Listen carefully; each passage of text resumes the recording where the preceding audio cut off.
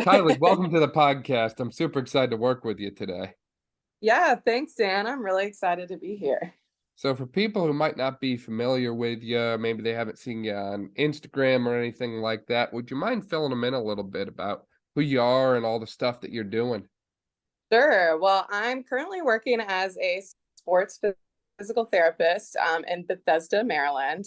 And I have a background in strength and conditioning also. So I moved here from Columbus, Ohio, like about 6 months ago or so. And when I was in Columbus, I started working as like a strength and conditioning coach for a while. And ended up getting hooked up with a couple of basketball teams in the area. So I worked with like a high school basketball team that was there and like a semi-pro basketball team that was there too. So after that, I got going with some basketball players like individually for some strength training stuff, while also kind of working still as a physical therapist. So kind of have two different career backgrounds going on. Yeah, definitely. So you kind of wore the hat of a strength coach and the hat of a physical therapist simultaneously, right? Right. Yeah. And now it sounds like you're kind of doing both of them at the same time as well, in your current role, is you kind of blend the lines between strength and conditioning and physical therapy a little bit. Yeah, for sure. I think that like it's less of a line than what a lot of people seem to think. I feel like, physical therapy and strength training are sort of just like this linear process. And um, there's just a lot of times some physical therapy places that might not be set up as well to do more of the strength training stuff. So I'm fortunate enough to work in a facility that pretty much just looks like a strength training gym. So we get to pretty easily keep people around for a little while longer and sort of get into the more like end stage, higher level strength training stuff. So yeah. Yeah, and I mean, I think that's the way it should be for athletes. I mean, plain and simple, you should never have to go through your rehab with some kind of guesswork of what is the next step, or how do I get back to running, or how do I get back into lifting heavy. Like, you should be able to do all of that in one place.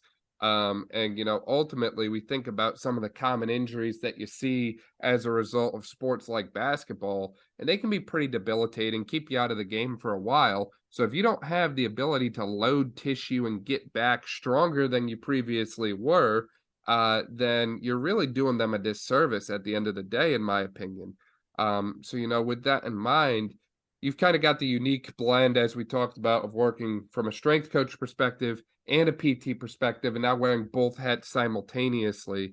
And as a result, I'm sure you've had to work around and help, several basketball players address their injuries while being a PT, while being a strength coach, and now while doing both simultaneously. So what kind of things do you typically see in the outpatient population from a basketball standpoint? I know we talked about this previously on the podcast with John Gardner on what he sees with the Charlotte Hornets on a professional level. But how about for you with the high school level, the college level? What kind of stuff do you see there? Well, a lot of people know about ankle sprains in basketball. I feel like that's definitely one of the number one, like acute level injuries that we see, as well as like, ACL tears, MCL tears, stuff like that, like meniscus issues. But I definitely see a lot of the sort of repetitive overuse injuries too, especially with the high school level, because a lot of them are kind of just doing a lot of stuff with their sport. So they're playing, practicing every day. Some of them are practicing multiple times per day, not really taking days off during the week, and potentially like overlapping sports too. So a lot of them will play two sports during the year, three sports during the year.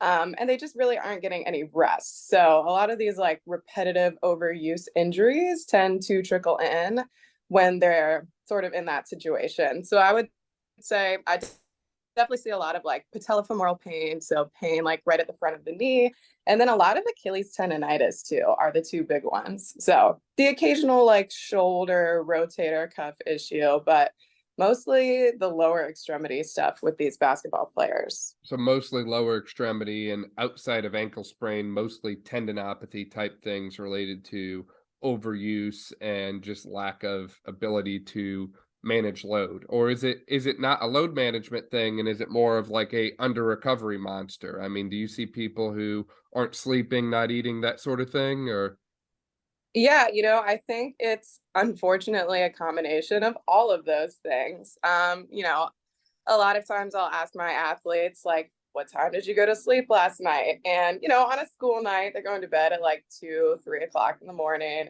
getting up at like 6 o'clock in the morning. So, really not sleeping a lot.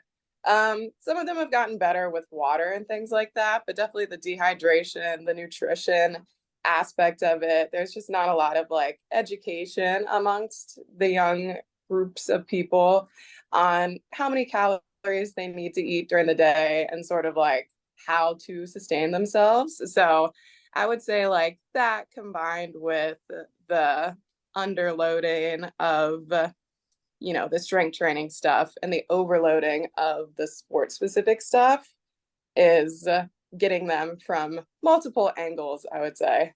gotcha? So kind of looking at this like a continuum. You're seeing most of the athletes are missing the basic, what we'll call general physical preparation. They're missing their basic strength level stuff, their movement vocabulary, movement IQ work, and that sort of thing. And they're spending too much time in a highly specialized sport state. And they're also not spending enough time on the recovery type things like sleep, nutrition, all of that other thing. And I would assume as well, a lot of people, when we use the term recovery or that sort of thing, they think of things like massage guns and foam rollers, which are great, but unfortunately they don't do what 8 hours of sleep does. They don't do what consuming enough protein does. So it kind of sounds like you've got this like three-headed monster of not doing enough from a physical preparation and strength and conditioning standpoint, doing too much of a highly specialized sport, and then not doing enough to come back from it. Which that can be quite a bit to juggle, I would imagine, especially in an outpatient PT environment. And I mean, I even think about sports like baseball in the sense that, at least we have attempts to manage load with the sport with things like a pitch count and that sort of thing. How do we manage load in a sport like basketball? I mean, is there like a shot tracker or anything like that? I think a lot of it comes down to like how many minutes they're playing. So, minutes per week that they're spending on the court and sort of like what those minutes look like too. So, are you playing a game? Are you scrimmaging? Or is it more just getting shots up, running through the motions and things like that? Because obviously, that lower level stuff, like just going out and shooting, is not necessarily gonna tire them out as much as the other stuff. Obviously, if you spend like 5 or 6 hours just shooting continuously, that's probably not a good idea either. But I would say, you know, the best way to kind of track it is sort of keeping track of like how many minutes they're playing per week and things like that too.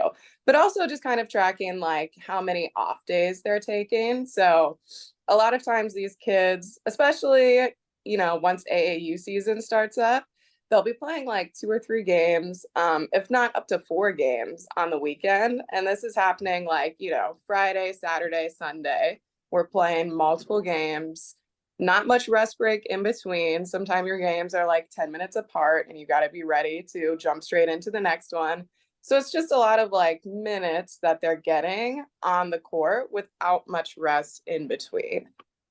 Gotcha. Yeah. So high intensity, high frequency, and a lack of time to recover. And kind of as you were talking there, I've come to the realization, you mentioned the term AAU. Basketball is no longer just a winter sport for most people in the high school, college age bracket there. Basketball is really kind of becoming a year-round sport in a sense there, because now you've got travel teams that go all the time. So as a result, you never really get a break or get to step back and step away from the sport at all, do you? Yeah, exactly. And a lot of kids, really kind of jump straight from the season in high school to the AAU stuff, which, we know that at the end of these kids' seasons, in high school especially, that's when it tends to pick up. So they're playing a lot more of the tournament games. Those tend to be a lot more like high intensity, high stress. You're tired from having completed the entire season, right? Like we're running low on our energy. Um, and then not recovering from that and jumping straight into AAU, which is sort of like the same beast, right? So you're not going to practice as much during AAU, but you're definitely hitting these games and stuff on the weekends when you travel to the tournaments and stuff. So um, it there's the same pressure to kind of like perform at a high level too, because a lot of kids play the AAU to try to get exposure at the college level and stuff. So it's sort of become something that is viewed as required in the basketball world, along with most other sports, right? Like the club sport realm is picking up a lot, and sort of like overemphasizing the, in season stuff at the high school level.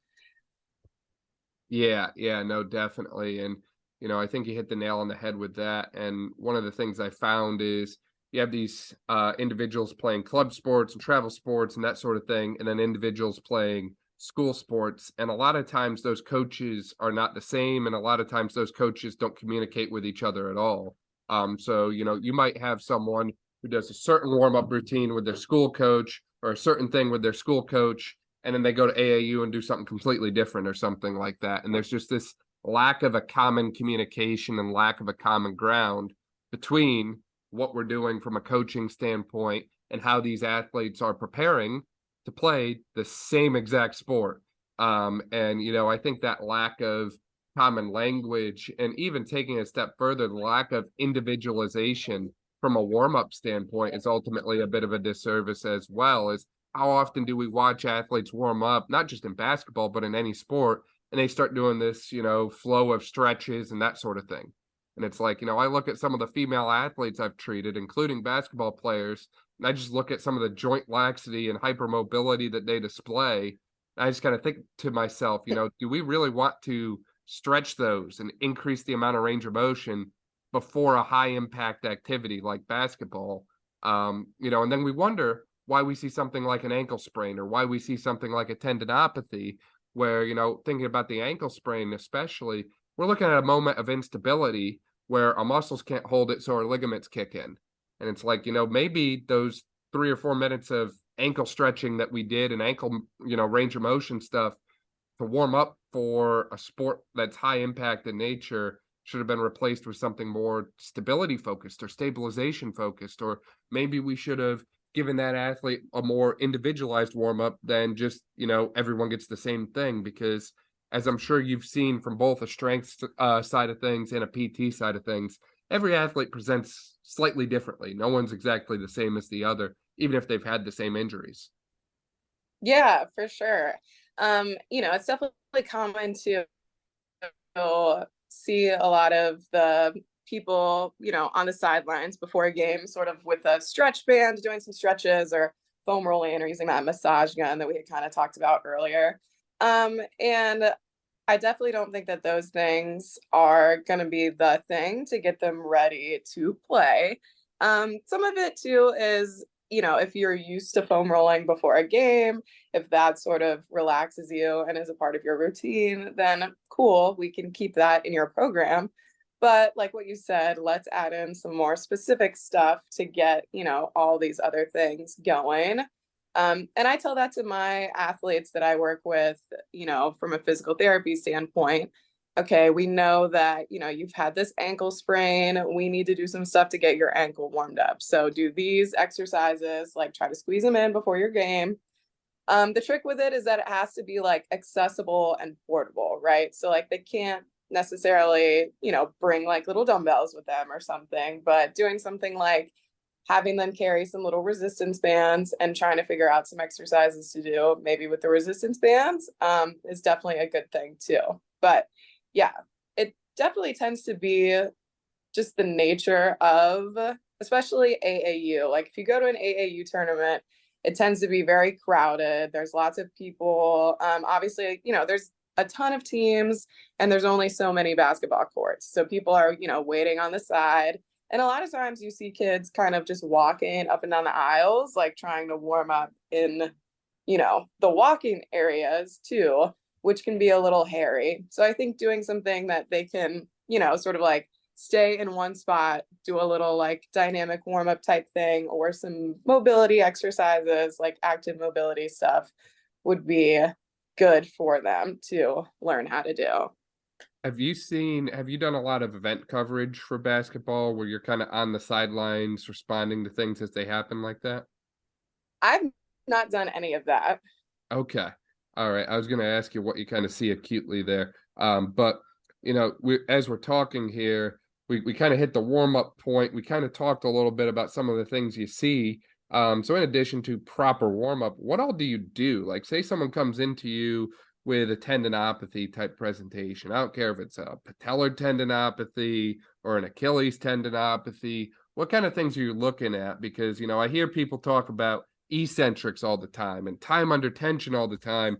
But, there's never really been someone who comes on and talks about like, how do we load a tendon, get it calmed down, get it stronger, and then progress all the way back to, a high impact sport like basketball. So walk me through what one of your tendinopathy rehabs might look like here, Kylie. So definitely starting off, you always assess like the level of irritability of the tendon, right? So some people, it's going to be pretty low irritability. Say it's a patellar tendon issue. They might be able to squat with no pain, but as soon as they do a single leg squat, now we're starting to get a little uncomfortable. So, in that situation, it would probably be good to do some like lunge isometric holds or something like that versus when it tends to be a little higher irritability, doing, your wall sits or staggered wall sits, like isometric knee extension at like 90 degrees. Those sorts of things tend to be the things that get the irritability to go away in the beginning, I would say. But like even the concentric and eccentric exercises, I've found those to not necessarily be a bad thing in the beginning also, as long as we're managing like what the range is. So maybe we stay, above or below the pain level with those, and that feels okay. But yeah, I've definitely found that with like the patellar tendon issues, they tend to be a little bit more able to tolerate things compared to like the Achilles tendonitis. The Achilles tendonitis can sometimes be just like so debilitating on people to the point where they can't even do like a double leg heel raise without like excruciating pain. So in those situations, definitely trying to figure out how we're either going to do like an unloaded heel raise, so maybe like a seated one where you're not using your full body weight on the tendon, or one where you have a band wrapped around your foot and you're just kind of like pointing your foot, something like that. Or again, some sort of like double leg isometric hold or things like that. Right, right. And I'm sure that, sometimes people can jump right into that and get rolling, and sometimes it takes a little bit of time. And, that's the untold or unseen side of working with athletes, I'll say, is, if you throw any sports PT or whatever like that on Instagram, you're probably going to see all these glamorous, sexy looking exercises of all this cool stuff. But unfortunately, there's usually a phase of working up to the cool stuff. And we're not always the best about showing those things because, believe it or not, four-way ankle will sometimes get boring. Seated calf raises sometimes get boring. And they don't necessarily take an athlete the entire way. But, that's not to say that they don't play an important role in the process, right? If we didn't have a starting spot, then how are we going to get the athlete to that point? We're not going to just sit there and ultrasound them and ice them until they, calm down from a pain standpoint. I think ultimately we really need to, find an entry point and build that up while allowing things to cool off. And then once we cool off, then that's kind of like a golden window, golden opportunity to, really expand our movement and load capacity, I would say. Yeah, I think that definitely having an understanding of when to progress and when to sort of like sit and like stay at the same level for a little while longer is a skill that, a lot of physical therapists tend to want to progress things more quickly than maybe what the athlete can tolerate for the sake of, like what you said, not wanting to sit there and watch them do their ankle exercises a bunch of times and things like that. But sometimes you do get athletes who are pretty good at doing their home exercises and stuff. So if I know without a doubt that they've done these things on their own and they've said they've done it earlier in the day and we're progressing like range of motion wise, we might skip it, for a couple sessions in the beginning to progress to like other things. But yeah, a lot of what we do as sports physical therapists is not necessarily like shiny and cool.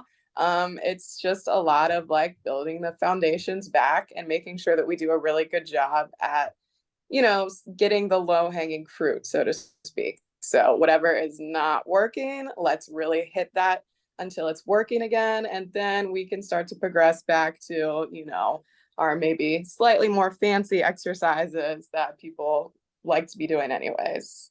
Yeah, yeah, certainly. Now, say one of these tendinopathies comes in to see you from a PT standpoint, and they've come in pretty hot before. They've come in pretty flared up, irritated, pissed off, whatever term you want to throw at it.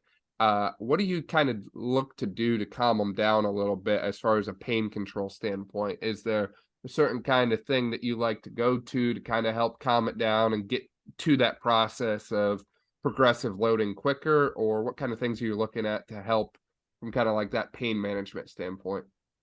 Definitely doing a little bit of like soft tissue, I think sometimes helps. The research may or may not be there to support the soft tissue, but I definitely think that you get like at the bare minimum a decent like placebo effect when you do stuff like that. So just, the athlete knowing that, okay, my whatever it is, my ankle's flared up, my knee is flared up, and they have their hands on my ankle and on my knee sort of helping to get it back to where it needs to be is a good starting place, because a lot of times they're going to be maybe a little frustrated when they come in and a little annoyed that things are as bad as they are, because they've probably been putting in a lot of work up to that point to decrease the pain. So whenever we have a flare up, it can be frustrating on the athletes and on us really. But and then after that, just sort of doing like some light range of motion exercises, like what you said, not necessarily anything cute, but just making sure that we can move it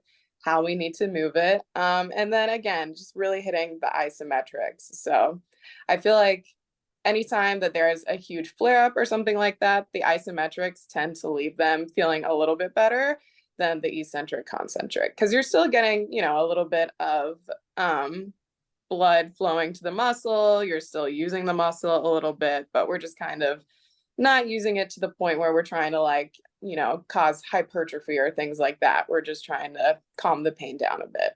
Yeah, not to mention there's even some analgesic effects that come with isometric loading and some beneficial effects from a microcirculation standpoint as well. So I completely echo your point there. From a soft tissue standpoint here, Kylie, is there certain interventions that you like to go to, or are you pretty much just kind of a hands-on person when it comes to soft tissue work at the ankle? I like hands-on stuff. I feel like it's nice to be able to like actually feel what's going on and that sort of thing. But yeah, hands-on stuff, hands-on stretching and stuff like that. Okay, yeah, I got you. It seems like everyone's kind of got their preference when it comes to that stuff, right? Some people they really like, using tools like, hey, I like A stim or I like I stim or I'm more of a Graston technique person.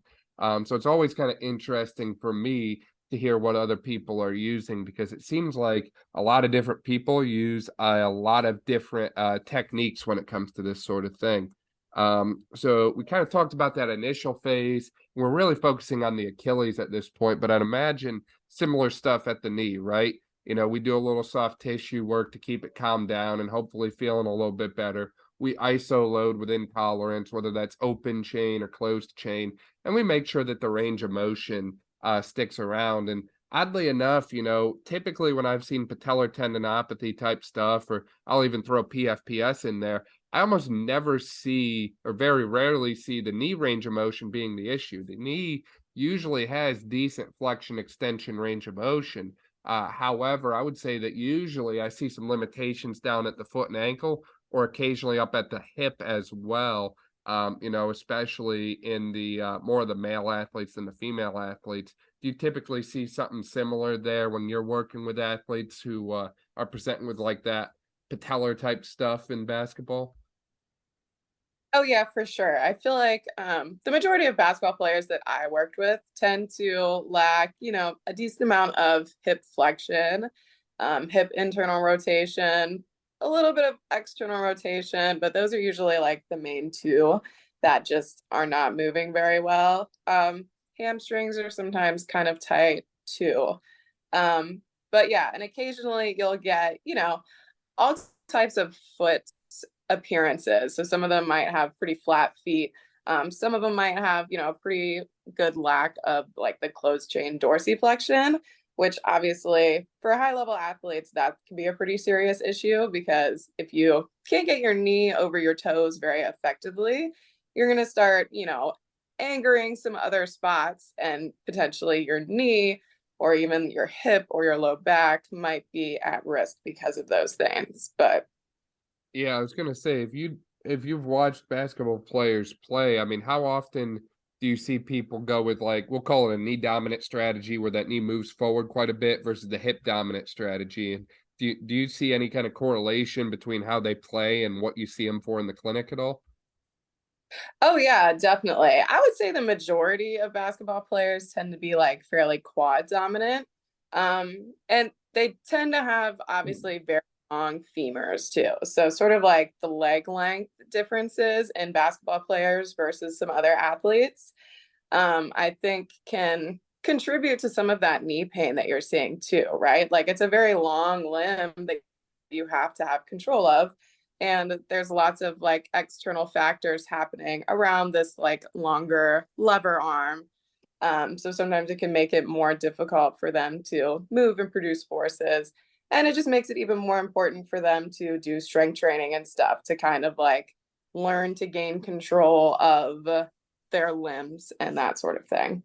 Yeah, definitely. So, kind of walking through our stages here on tendinopathies, we kind of hit that early stage pretty well. What happens when we get into that mid stage, and how do we progress someone from early stage to mid stage? Is there certain things that you look for, certain signs that tell you, hey, this person's ready? And where do we start in that mid stage rehab? Do you go more from like a specific loading to certain muscle groups, or do you just kind of load everything, or what kind of things do you look at there in mid stage? I would say, a lot of times the quad tends to be something that is one of the contributing factors, but every athlete is a little bit different. So, at my clinic, at least, we use a machine called a Tendec to measure their quad and like calculate the torque of the quad. So if they're not operating at like about 2.8 on the torque, we know that that's, puts them more at risk of injuries and pain and things like that. So that's definitely like a measurement that we get in our clinic. And, sort of assessing like the hip strength, stuff like that. So, you know, a lot of times in basketball players, they need to be able to move laterally very well. So we need to make sure that those hip abductors are, strong, first of all, and able to translate that strength more so into explosiveness. So yeah, starting at the middle stage, I would say addressing whatever muscular deficits they seem to have in more of like a closed chain way. So progressing from the open chain stuff that we were doing in the beginning to now loading things a little bit more closed chain. Now, when you start to go into that closed chain environment, I'd imagine you're starting pretty unloaded and then progressively loading from there, or do you tend to do more of like a control approach, or how do you kind of progress through that closed chain environment? Because flipping from open chain to closed chain can certainly be a pretty big shift all of a sudden. Right, yeah. I would say that some of the athletes really don't have a lot of experience with like strength training and stuff like that. So for those ones, I usually start with no weight, just kind of working on and making sure their form is good and making sure they can do a lunge how I want them to do a lunge and feel it like in the right muscles, making sure our squat is looking okay. But if they have, if they're on a strength training program or they're a little bit more on the stronger side, definitely, jumping into some weighted stuff, but just using maybe a little bit more of a controlled range. So lunges, for example, I like to start off with like a split squat. So just kind of in a lunge position, but going up and down instead of going forwards and backwards, or like a walking lunge tends to be a little bit more tolerable in the beginning, when you're first starting to like reintroduce some resistance into their program. Gotcha. Interesting. So starting with kind of like a isolated closed chain compound and then progressing into the point where you're adding other factors. And do those other factors typically, do you go right for the load, or do you go right for like the for lack of a better way to put it, we'll call it the wacky and weird stuff, right? Do we go right for like the I'm going to add dumbbells, kettlebells, barbells, or are we more of the I'm going to add a band pulling this way, or I'm going to add an unstable surface, or I'm going to alter their the proprioceptive input by changing how much their foot is in contact in the ground with something like a heel float? What kind of things do you look at when you start to progress them, or what's kind of your methodology behind your progression of that closed chain? Yeah, I personally go for straight to the load stuff. Because a lot of times that tends to be the issue, is that their muscles and their tendons aren't uh the capacity of the muscles and tendons aren't quite meeting the load that they need outside of physical therapy. So we need to kind of like increase the tissue capacity by introducing some resistance training, some higher level like strength training stuff. I like to sort of supplement it with the other things that you were talking about. So more so just as like a rest break in between these other things. So like, okay, we just hit some heavy Bulgarian split squats. Let's, slow it down a little bit and do maybe a little bit more neuromotor sort of stuff in between. So how do you go about overloading from a strength standpoint without flaring up an already existing tendinopathy? What's kind of the best way to balance that? Just making sure that we're not hitting the same weight that they were using before they came in. So if they know, okay, I've previously squatted at 135 pounds, let's try to squat today starting at like 95 or even lighter than that. Like we always start, unloaded with no weight, progress them to using the bar, make sure that they can do it with the 45 pounds. If that feels good, then okay, let's try to like push it a little bit with the resistance, but keeping it below where we know you were. From that mid-stage standpoint, it sounds like our main goal is really rebuilding strength. And you mentioned that you use 10 deck devices to monitor hamstring quad ratio and that sort of thing.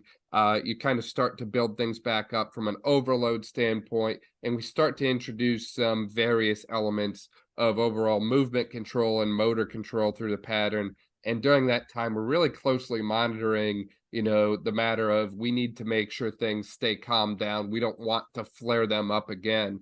Walking through that early stage and mid stage process from the tendinopathy standpoint, typically how long does it take for you to get, one of these flared up Achilles tendinopathies or patellar tendinopathies calm down and then to the point where we're through early and mid stage rehab? Is this like a 2-week thing or a 2-month thing, or what's the typical turnaround time here?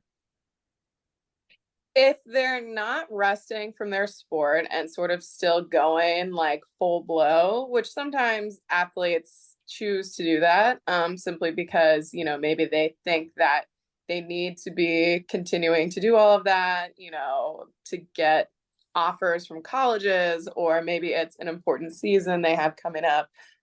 So we definitely have athletes who choose not to pull back on any of their stuff with their sport. Those guys take quite a few months to get back on track because you're never really giving it time to rest. Um, but athletes who, have rested from, say, maybe scrimmaging and practicing, they might be going to practices and like running through, some stuff, but not like doing the full contact scrimmaging and their games. I would say like about, 4 weeks or so to get through the initial phase of, high to moderate irritability to the middle stage stuff. But um, again, some kids will move faster too. I mean, I've had a couple people who really after a couple weeks of resting, they were feeling totally fine, pain was gone, and they were ready to just kind of keep going from a load perspective. Would you say that there's quite a bit of value then in being able to step back from the sport for a week or two and hit the PT side of things based on what you're saying? Yeah, for sure. And that tends to be like one of the tougher conversations that we have with people. Because a lot of times, everyone gets in that go mode, right? Like everyone wants to press on the gas. They want to practice as much as possible. They feel like if they're not continuing to practice, they are losing progress or falling behind their peers in competition and things like that. Maybe their coach will look down on them. There's all these factors that play into, the psyche of not wanting to take time off from your sport. But I've definitely found that in order for it to go away more quickly, we really need them to be like full resting from the higher level stuff. If it's a priority to kind of like get this to go away as fast as possible. So, and again, it's resting from, maybe like higher level sprints and the games and things like that, but not resting from loading the tendon. So we're still doing what we need to do in physical therapy. They still have their home exercises and things like that. Gotcha. Yeah. So how I completely agree with you. I think that there's a time and value and place for athletes to step back temporarily and look at the bigger picture. But, to your point, I do find that quite often a lot of athletes are very hesitant or reluctant to do that, especially if they're in season. And, kind of like you mentioned, we can still work through it with them in season. It's just occasionally significantly more difficult to do that.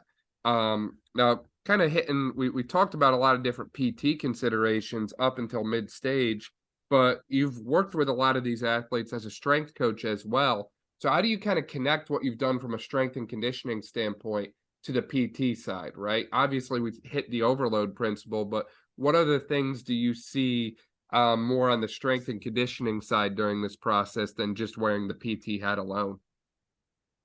I think, having a good understanding of like sets and reps and things like that, like the strength training tends to focus on, muscle hypertrophy, building power, building explosiveness, and that sort of thing. And, you know, while in physical therapy, in the initial stages, our goal definitely is not muscle hypertrophy. Once we get more towards like the mid to late stages, you sort of use those concepts to overload the tissue. So, like, even though our goal might not be to, have them have massive quads and big legs or something like that, we do want them to be like functionally strong. So, using the same principles to get them where they need to be, and then progressing them at the end stages too to more of the power exercises, maybe stuff using medicine balls, the jumping, the change of direction, stuff like that. How does the power play into the tendinopathy? How does increasing an athlete's power output kind of help with that tendinopathy long term?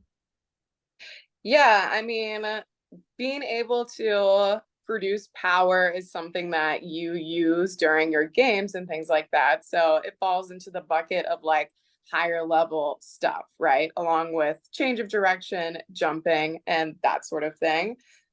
So if your body doesn't have the ability to produce power and you're trying to push it, and move quickly and do all these sorts of things, that could put you at risk of more of an injury again. But you also need a good strength foundation in order to have power in the first place. So I definitely wouldn't say that it's something that I do with all of my athletes, but maybe the more higher level ones, or the ones that have a little bit more of like a strength training background, like they've worked with strength coaches, they have someone that they see on the side, and those kids. Yeah, definitely. And even taking a step further here, kind of like we mentioned earlier, there seems to be a lack of just general preparation for physical movement in, today's day and age. Is we have people doing highly specialized sports, but they're missing the basic, box squat, jump, depth jump, that sort of thing.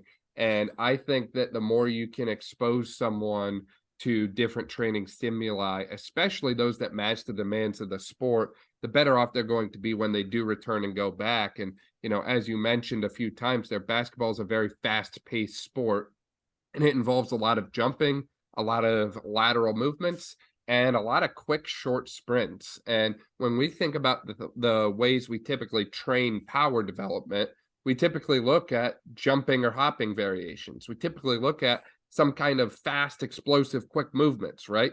So if that's what the sport demands, and I can do those things in physical therapy to help my athlete when they return to that sport, then I feel like I'm almost doing them a disservice if I don't hit those things or don't, throw that into the picture, because plain and simple, we need to move fast in the sport, and we need to move in all kinds of different variations and varieties of ways. And, unfortunately, even though we train jumps and lands almost identically in, a training standpoint, when we look at the field and the game, people jump off weird positions and they land in weird positions a lot of times.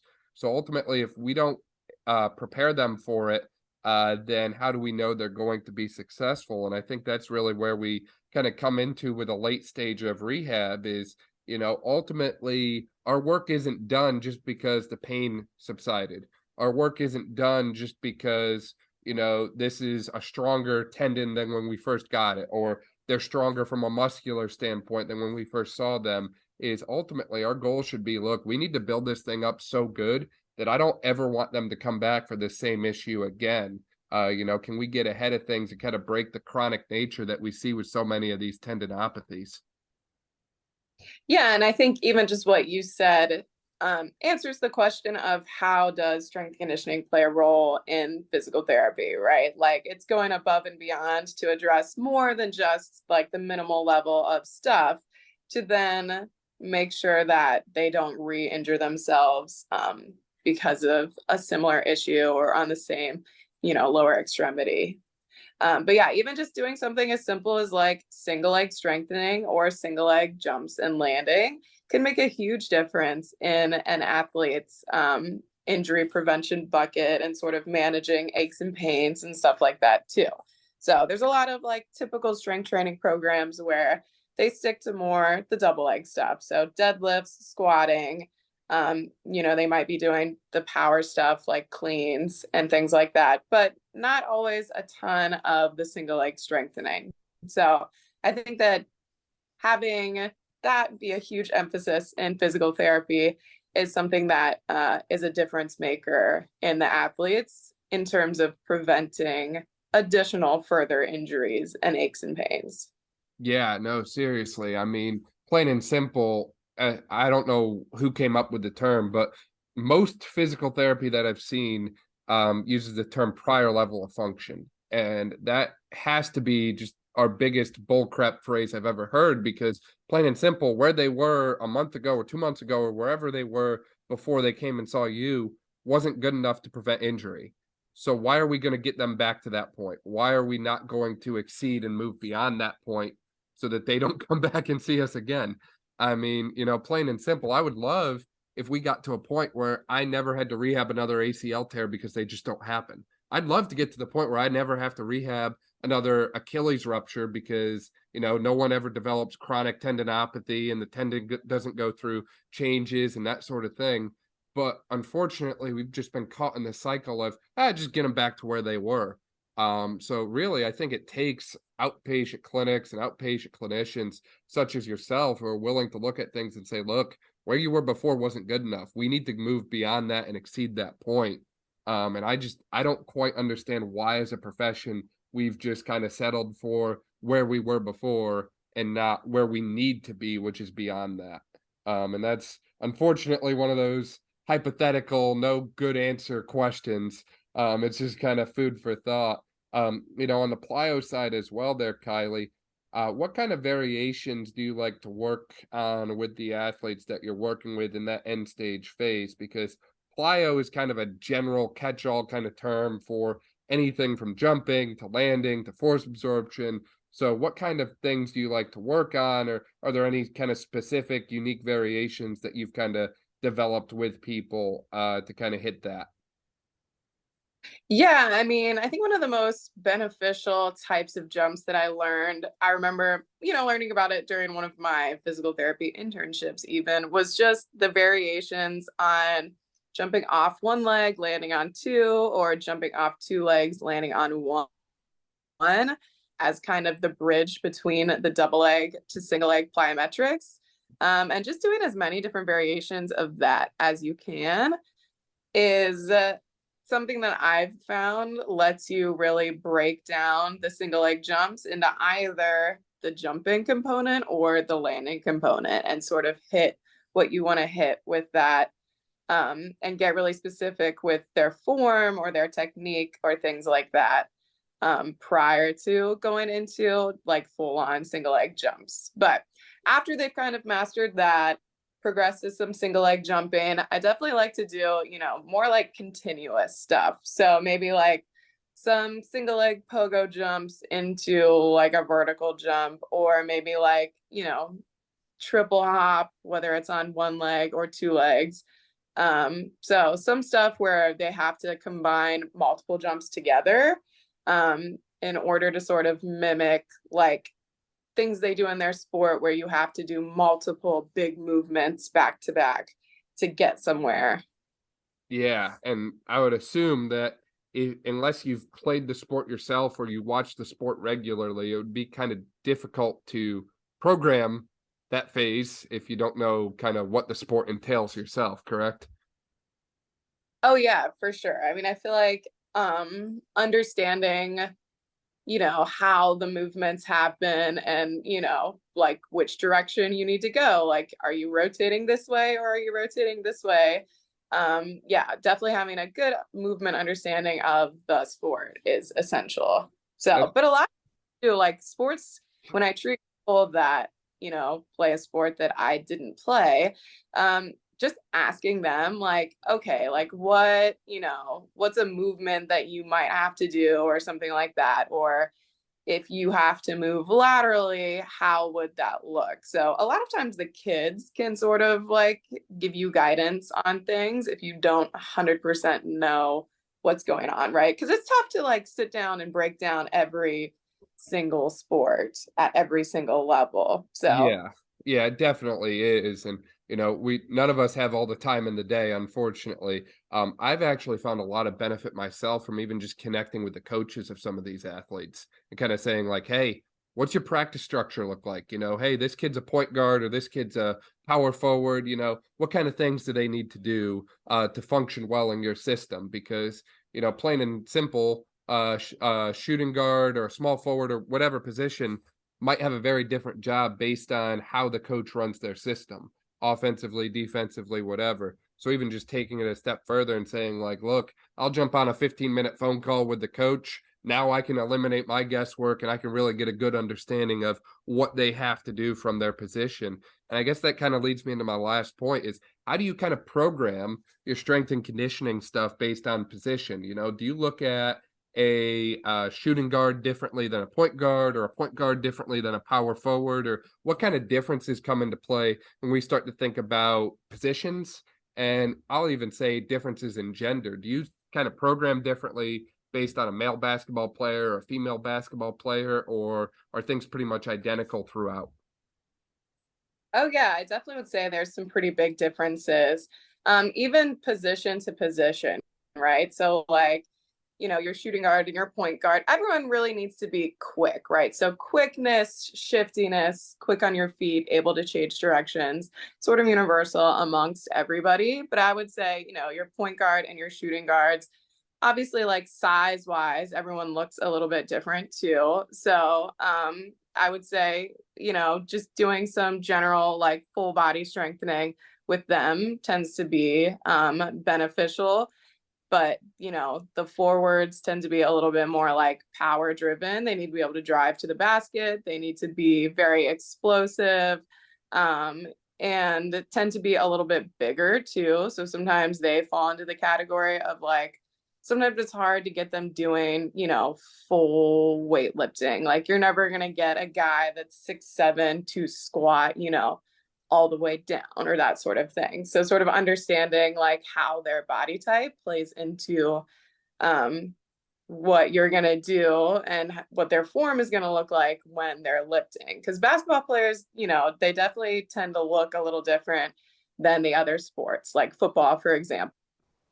They, are a little bit more like biomechanically balanced in their limbs and things like that. Like they're still tall, but, not quite as big as these like 6'7", 6'8", 6'9" people who just, struggle to squat all the way down. And when they deadlift, their femurs are so long that their knees kind of like shoot forward a lot. So, but definitely, male to female, I would say a lot of the female basketball players that I work with, or just female athletes in general, tend to not have as good of a background with strength training. Either they haven't done it at all, or they're like super serious, super focused, have started doing it when they were like in middle school and are doing it better than like anybody. So definitely like one of those two categories. So a lot of times there, it's just a lot of education on how this can benefit you. And, running through the form and things like that. Cause there's definitely a lot of like knee valgus, foot pronation, stuff like that happening in the girls basketball realm. And there's definitely a lot of ACL tears amongst female athletes in general too. So, the research isn't necessarily super concrete on what's causing those things, but starting with, just a simple strength training program is definitely beneficial. Yeah, no, I completely agree. And, unfortunately, we don't have the holy grail figured out yet of how can we prevent every ACL tear from happening or every injury from happening. But if there's one thing we know, it's that stronger athletes who have been more exposed to different training variables, training factors, seem to have a decreased incidence. And, there's certain things we can prevent and certain things we can't prevent, right? If we're talking like hypothetically, a sport like football, I can't control whether or not a 270-pound defensive player decides to put his helmet into your knee. There's certain things that we just can't prepare you for. But I completely agree that in general, the more we can prepare someone for their sport, typically the better they do. And I love the points that you brought up on the differences between male and female. There's certainly some different considerations from just an overall joint laxity standpoint to even concepts like the Q angle and playing into a knee valgus type position. And ultimately, those things just vary so much person to person. I mean, I've seen females who are just very predisposed to valgus. And I've also seen females that just have a great, McConnell alignment. And, I don't necessarily think that all valgus is bad, and I don't think all valgus should be avoided. I just really don't like it when it's a uncontrolled movement that we continuously drop into because we have deficits elsewhere. Yeah, a lot of basketball players too. I mean, they just, they have a lot of knee valgus. When they shoot, their knees go in. When they accelerate, their knees go in on the male and the female side. So I totally agree. Not everyone who is moving in that way gets injured. However, I've definitely seen quite a few people, who've had multiple serious, lower extremity injuries back to back come into the clinic with also a significant amount of knee valgus. So yeah, it's definitely one of those like hotly debated topics right now. Yeah. And it's one of those things that we need to accept that we don't have the best answer yet. Like we don't know all the ins and outs of it. And there's even debates on why it's happening. Is it a foot issue? Is it an ankle issue? Is it a hip issue? Is it all of the above? Is it something completely different? And ultimately we need to accept what we know and what we can control and accept what we don't know. And I think that the more honest and open we are about that with our patients and other providers, I think the better the conversation goes, because otherwise, I have seen people get in these heated debates on stuff like this. And ultimately that doesn't move the needle forward. If we can't sit down and learn from each other, then we're not improving anywhere if we just kind of argue over the little things like that. Oh yeah, 100%. And it seems silly to assume that like any one thing would be the situation for every single athlete of different genders, different sizes, different sports, different levels. So yeah, I mean, I think having an open mind and approaching it from, the guise of, okay, maybe I don't know everything, but here's what I do know, here's what I've seen, and here's what we can try is at least a good place to start. So while also considering, everyone individually and coming up with maybe a slightly different plan for person to person. If only it was as simple as just do this one thing and then we're all good. If only it was that easy. I know that's what everyone looks for, but Kylie, do you have any kind of closing thoughts or closing remarks here as we kind of wrap up here today? I just really appreciate you having me, and thanks for taking the time for hearing me out about some basketball stuff. So it's always good to talk basketball and physical therapy. If people want to find you online, whether that's Instagram or whatever that way, where can they find you at? Where are you at online? So I have an Instagram account and I have a TikTok account, and they both are kinda sporty Kylie. So KINDA sporty Kylie. What was the inspiration for kinda sporty? I just thought it was a little bit more subtle than hey, look at my cool Instagram account. For sure, for sure. Kylie, appreciate your time. It was great having you on today. Yeah, thank you. Thank you so much for listening to this episode of the Brawn Body Health and Fitness Podcast. If you liked this episode, please make sure to share it with a friend, subscribe so you don't miss any of our upcoming episodes, and leave a review. This way we can spread knowledge and motivation and help reach more people.